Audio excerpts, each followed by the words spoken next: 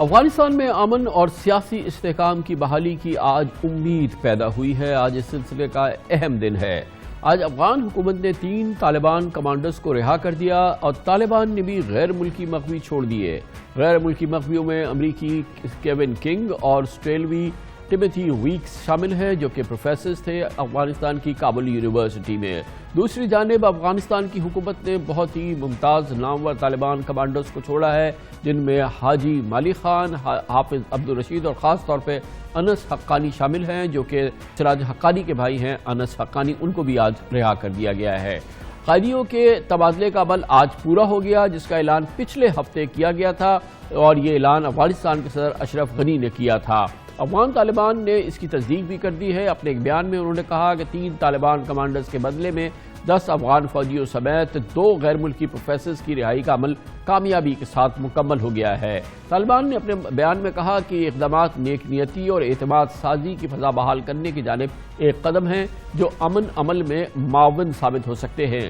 قیدیوں کے تبادلے کے عمل کے بعد امریکہ، طالبان اور افغان حکومت کے درمیان امن کی ٹھوس پیش رفت کی امید پیدا ہوئی ہے، اور امن مذاکرات کی بحالی اور جنگ بندی کی امید بھی کی جا رہی ہے۔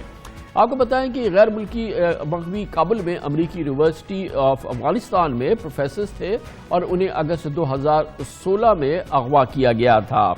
آج کی اس ڈیولپمنٹ، جو کہ ہر لحاظ سے بین الاقوامی میڈیا، انٹرنیشنل میڈیا سمجھتا ہے ایک بہت ہی میجر، بہت امپورٹنٹ ڈیولپمنٹ ہے، اس پر ہم بات کرتے ہیں، اور اس کے لیے ہمیں جوائن کر رہے ہیں افغان امور کے ممتاز سینئر باخبر صحافی سمیع یوسفزئی ہمارے ساتھ موجود ہیں۔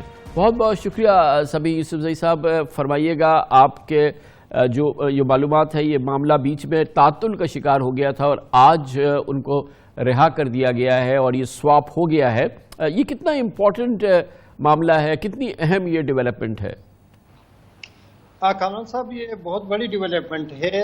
جب سے امریکی پریزیڈنٹ ٹرمپ صاحب نے مذاکرات کو ختم کر دیا تھا، اس کے بعد مذاکرات کو ٹریک پہ لے آنے کے لیے ایک بہت ہی بڑا یہ پرزنر سویپ یا قیدیوں کا تبادلہ ایک اہم عنصر رہ گیا تھا، اور اس کے بعد میں سمجھتا ہوں کہ ایک ونڈو، ایک کھڑکی کھول گئی۔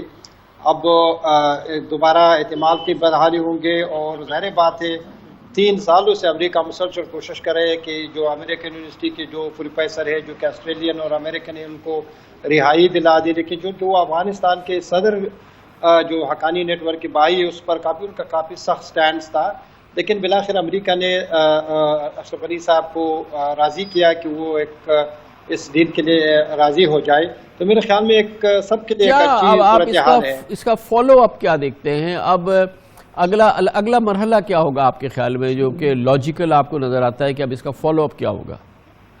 دیکھیں، اب دیکھنا ہے کہ اس وقت پریزیڈنٹ ٹرمپ صاحب کیا کرتے ہیں، کیا وہ اس کے بارے میں کوئی ٹویٹ کرتے ہیں، کوئی پازیٹیو بات کرتے ہیں۔ سب کو انتظار ہے کہ وہ پریزیڈنٹ ٹرمپ کی طرف سے کوئی بیان آ جائے، لیکن میرے خیال میں جتنے ہمارے طالبان سے بات ہو گئی، امریکن کی جو ٹیم سے بات ہو گئی، ان کے سب کے خیال میں اس کا ایک بہت ہی اچھا پازیٹیو فال آؤٹ ہوگا۔ اب یہ جو بندے رہا ہو گئی ہے، وہ پیس کونسل کے ممبر ہوں گے اور قطر میں رہیں گے، وہاں پر صرف امن کے ایکٹیویٹیز میں، پیس ٹاکس میں ان کے ایکٹیویٹیز ہوں گے۔ تو لگتا ہے کہ ایک آہستہ آہستہ جو آئس ہے وہ پکڑ رہی ہے، لیکن ابھی بھی ایک لمبا سفر باقی ہے۔ سب سے اہم سفر یہ ہے کہ افغانستان میں جو الیکشن ہے، اس کے رزلٹ کا کیا ہوں گے۔ میرے خیال میں ڈاکٹر اشرف غنی صاحب نے بھی ایک کارڈ کھیلا اس معاملے کے بعد۔ شاید اب امریکہ ایک قسم کا اشرف غنی صاحب کو سپورٹ دے رہی ہے۔ اگر وہ اپنے الیکشن میں اپنے خود کو ونر قرار دیتے یا قرار دیا جاتا ہے، تو امریکہ بالفور ان کے حمایت کریں گے، اور ان کے جو دوسری کینڈیڈیٹ ہے جو الیکشن ہار گئی، ان کو یہ کہے گی کہ آپ کو الیکشن رزلٹ مانا ہوگا۔ تو میں سمجھتا ہوں کہ اس ڈیل سے امن کے لیے بھی ایک اچھی سکون ہے، طالبان کو اپنے قیدی مل گئی، امریکہ کو اپنا ملا۔ بہت بہت شکریہ سمیع یوسفزئی، ہمارے ساتھ پیرس سے موجود تھے۔